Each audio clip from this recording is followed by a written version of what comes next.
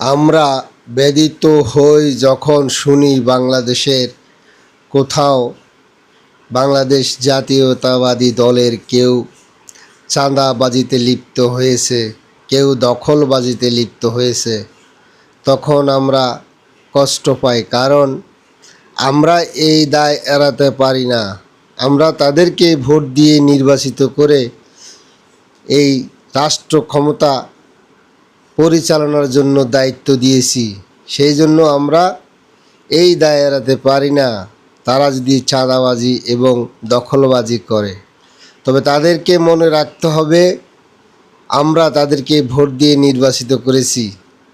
মাননীয় প্রধানমন্ত্রী একটা কথা বলেছিল নির্বাচনের আগে, যে আপনাদের হাতেই সব কিছু, 5 বছর আমাকে ভোট দিয়ে দেখেন, 5 বছর পর তো আপনারা ব্যবস্থা নিতে পারবেন। সেই কথা মাথায় রেখে আপনারা দেশ পরিচালনা করুন।